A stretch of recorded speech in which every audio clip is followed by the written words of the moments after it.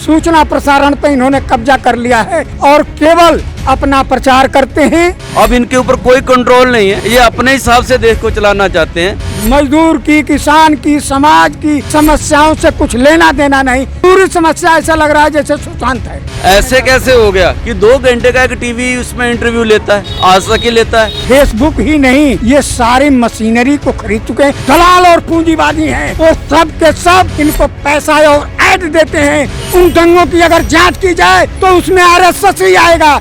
दंगों के ये हेड ऑफ मास्टर माइंड है। लाइव टीवी, सच सबसे आगे।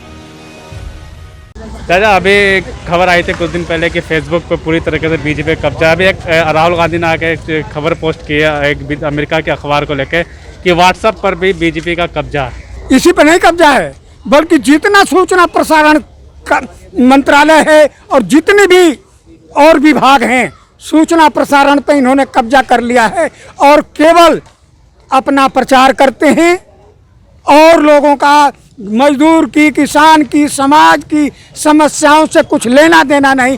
पूरी समस्या ऐसा लग रहा है जैसे सुशांत है।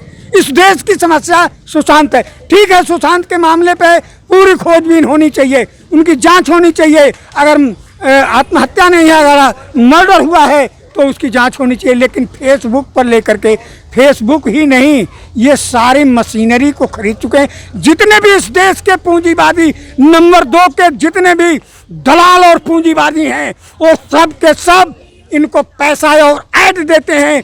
बहुत दिनों से लगे हुए हैं मीडिया वाले, आप जैसे भाई लगे हुए हैं। आप एक देश की बहुत मेन रीढ़ की हड्डी है मीडिया वाले।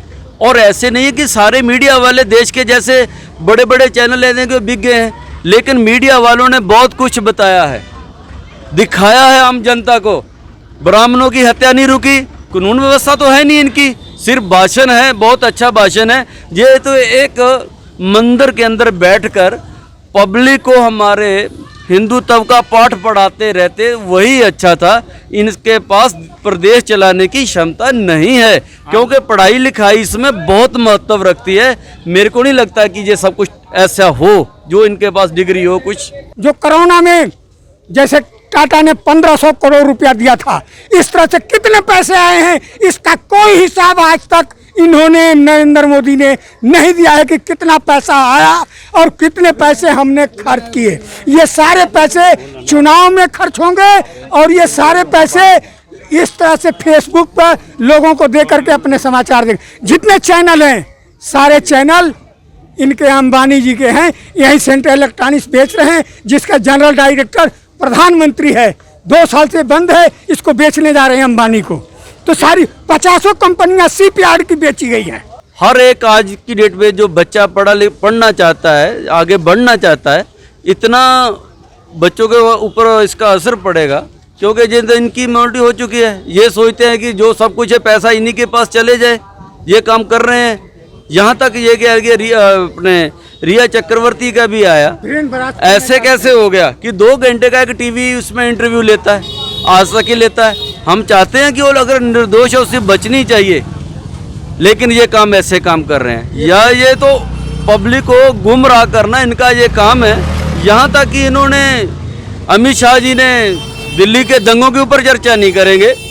जो लोग शाहीन बाग में इनके साथ जो धरने पे इन लोगों ने बैठाए थे, वो कन्फर्म हो गया, इन लोगों को हो गया, समाज को पता लग गया कि वो सारे बीजेपी में जा चुके हैं और बीजेपी का ही काम कर रहे हैं। दंगा होने, जब इनको मालूम था कि दंगा हो सकता है, तो दंगा होने से पहले इन्होंने उसकी सुरक्षा के कोई इंतजाम नहीं किया, बल्कि दंगा जब हो गया तो उसको भड़काने के लिए डोभाल जी भी आ गए।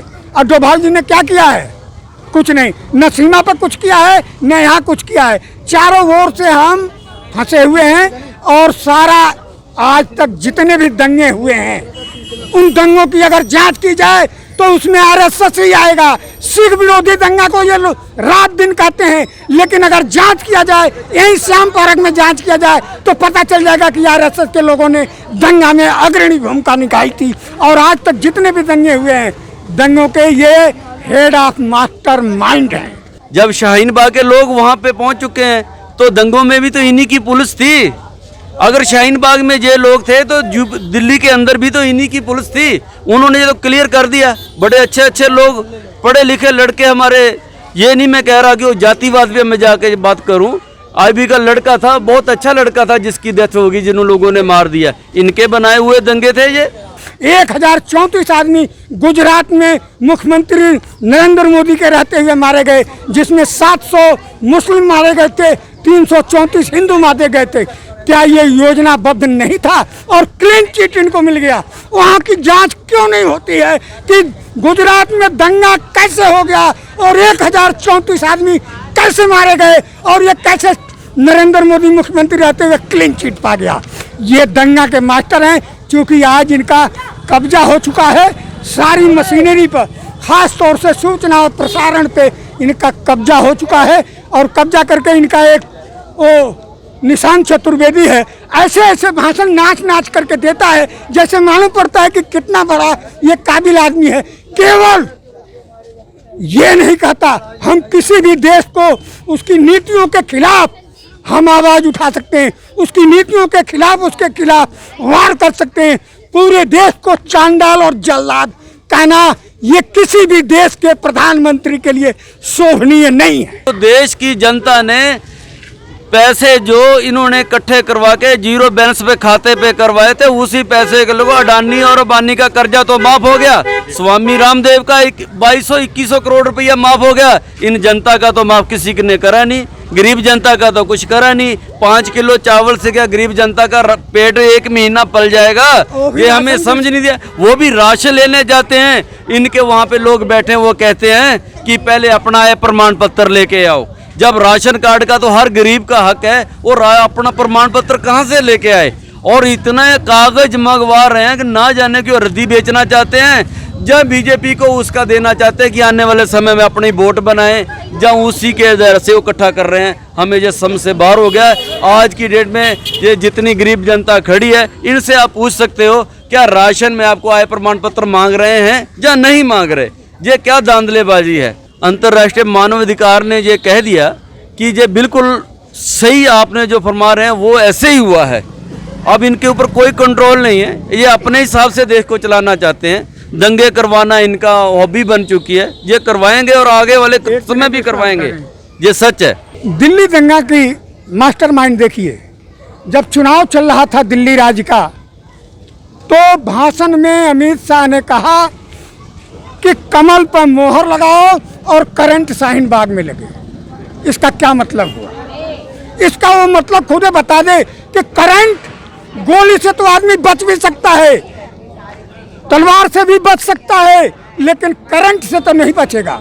इसका मतलब दंगा कराने का हेड ऑफ डिपार्टमेंट और मास्टरमाइंड अमित शाह गृह मंत्री है, उसने ये दंगा कराया है दिल्ली का चुनाव जीतने के लिए, जबकि चुनाव बुरी तरीके से हार भी गया। जो गुंडागर्दी कर रहा है या गुंडागर्दी कराया जा रहा है, ये दोनों ही बातें हैं, क्योंकि इस व्यवस्था में हैं। आज ये लोग तिलक लगाए हैं, जोगी जी हैं, और सारा स्वच्छ विचार इनका है, तो स्वच्छता का शासन क्यों नहीं है?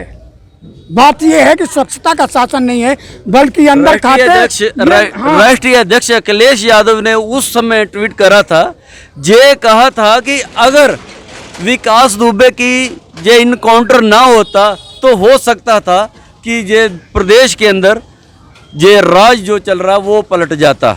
वो बात बिल्कुल सही आती है। एक अकेला आदमी गाड़ी को नहीं पलट सकता, 5 किलो का हथियार लेके वो पुलिस वालों पे हमला नहीं कर सकता। अगर वो आप कहते तो भी ये निशानची है। अगर वो गुंडा था, अगर वो गुंडा था, हम मानते भी वो गुंडा था, क्योंकि उसके विरुद्ध केस से सब कुछ था, लेकिन उसका निशाना एक बाजू पे नहीं लगेगा और एक टांग पे नहीं लगेगा। उन्होंने पुलिस वालों को शहीद करा है, उसे सजा गवर्नमेंट ने जिस तरीके से दी है वो एक धज्जियां उड़ाई है हमारे देश के न्यायालय की। हम तो इस बात से एग्री हैं कि अगर वो देश की न्यायालय के अंदर उसको सजा मिलनी चाहिए थी और मिलती तो वही अच्छा था। लाइव टीवी, सच सबसे आगे।